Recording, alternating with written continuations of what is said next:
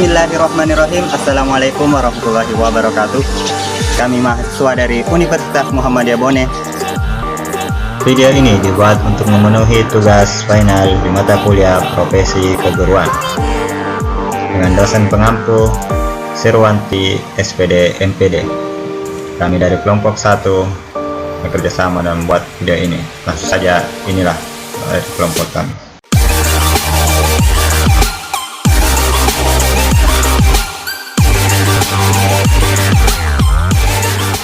Oke, saya Muhammad Abdal Nur yang akan memulai presentasi pada kesempatan kali ini. Buat yang ingin mendownload materi, link ada di deskripsi. Sebelum membahas lebih lanjut, izinkan saya perkenalan terlebih dahulu. Saya sendiri Muhammad Abdal Nur, NIM 520012. Kemudian ada Sri Wahyuni, NIM 520001, dan Isdar, NIM 520020. Kami dari kelompok 1 akan membahas tentang sistem dan struktur organisasi sekolah. Baik, bismillahirrahmanirrahim. Assalamualaikum warahmatullahi wabarakatuh. Di sini saya akan menjelaskan mengenai materi definisi sistem. Apa sih itu sistem?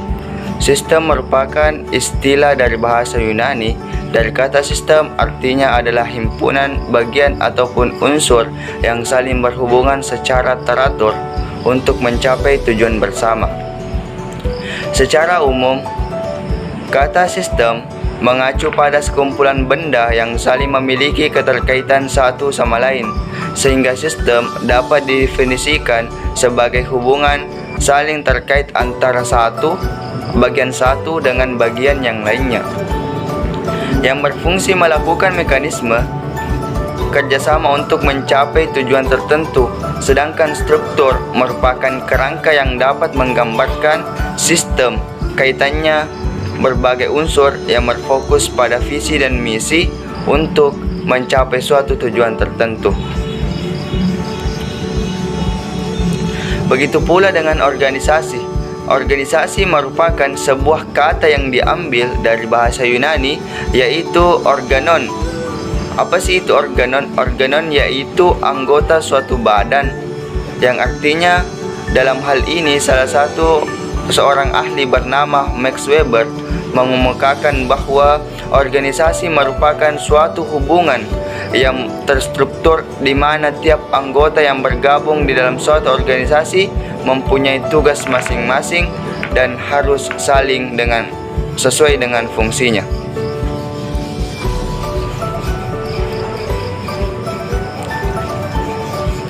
Adapun unsur-unsur yang saling terkait dan berhubungan serta saling bergantung antara satu sama lain dengan tujuan memberikan kemajuan dan peningkatan di bidang pendidikan.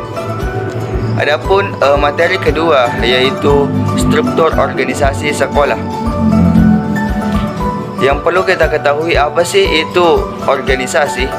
Secara umum, organisasi sekolah dapat diartikan member, struktur atau susunan, yakni dalam penyusunan penempatan orang-orang dalam suatu kelompok kerja dengan maksud menempatkan hubungan antara orang-orang dalam kewajiban-kewajiban, hak-hak, dan tanggung jawab masing-masing. Baik, materi selanjutnya akan dipaparkan oleh teman kami. Dengan ini disilahkan.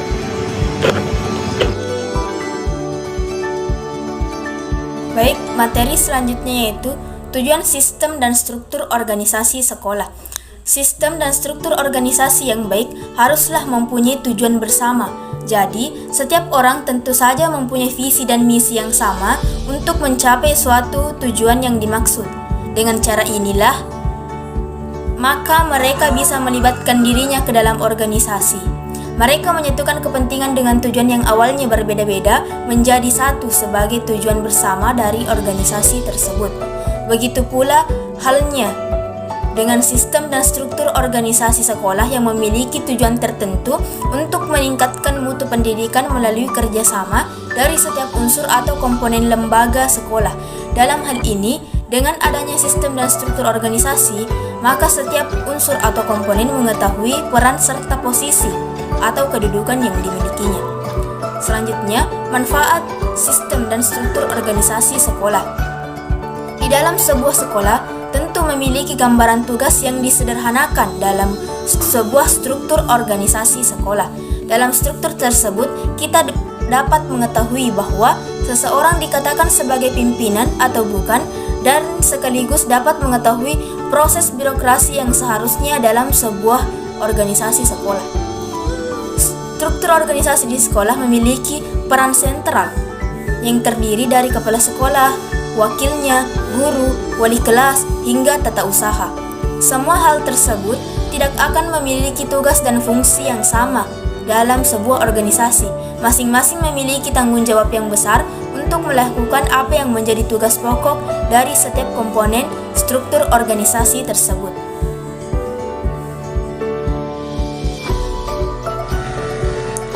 Fungsi, sistem, dan struktur organisasi sekolah. Adapun beberapa fungsi dan kegunaan struktur organisasi sekolah. Yang pertama, kejelasan tanggung jawab.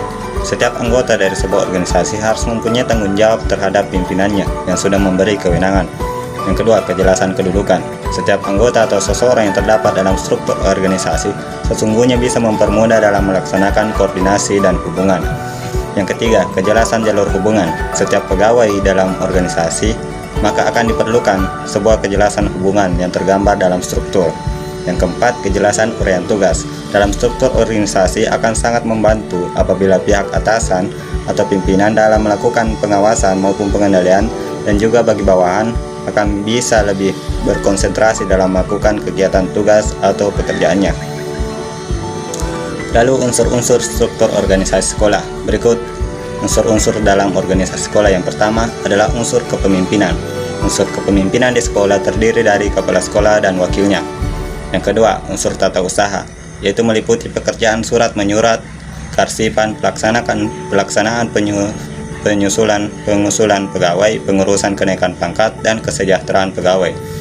Yang ketiga, unsur urusan. Unsur urusan merupakan bagian dari organisasi sekolah yang dijabat oleh guru dengan tugas membantu penyelenggaraan kegiatan administrasi pendidikan. Lalu yang keempat, unsur instalasi. Instalasi membantu kegiatan administrasi pendidikan di sekolah dengan jalan menyediakan layanan penunjang kegiatan belajar mengajar di sekolah. Yang kelima, unsur pelaksana, yaitu secara langsung melaksanakan proses belajar mengajar di sekolah. Dan yang ketujuh adalah siswa, yang merupakan fokus kegiatan layanan di sekolah. Lalu peran setiap pihak berdasarkan jabatan yang dipegang. Yang pertama, kepala sekolah. Kepala sekolah bertanggung jawab penuh terhadap semua kegiatan yang berlangsung di sekolah. Yang kedua, wakil kepala sekolah, yaitu turut membantu menyusun, membuat, melaksanakan rencana, dan melakukan kegiatan di sekolah. Dan yang ketiga, bagian tata usaha, yaitu mengurus administrasi ketenagaan dan siswa, serta menyusun laporan pelaksanaan kegiatan pengurusan ketatausahaan secara berkala. Dan yang keempat, bagian kurikulum. Guru ataupun anggota di bagian kurikulum bertanggung jawab untuk kegiatan belajar mengajar. Yang kelima, bagian kesiswaan, yaitu bertugas mengurusi semua hal yang berkaitan dengan kesiswaan. Dan yang keenam, bagian wali kelas, yaitu berperan membuat catatan khusus tentang siswa dari kelasnya dan menyelenggarakan administrasi kelas. Yang ketujuh, guru mata pelajaran, yang berperan melaksanakan segala hal kegiatan pembelajaran dan melakukan kegiatan penilaian proses belajar serta ulangan. Yang kedelapan, bagian bimbingan dan konseling, yaitu berperan menyusun program pelaksanaan bimbingan dan konseling serta memberi layanan dan bimbingan kepada siswa. Yang kesembilan, bagian pustakawan, yaitu berperan mengurus segala hal yang menyangkut tentang kepustakaan. Yang ke-10, bagian sarana dan prasarana, sesuai dengan namanya, yaitu berperan mengurusi hal apapun yang terkait kegiatan belajar mengajar serta sarana dan prasarana.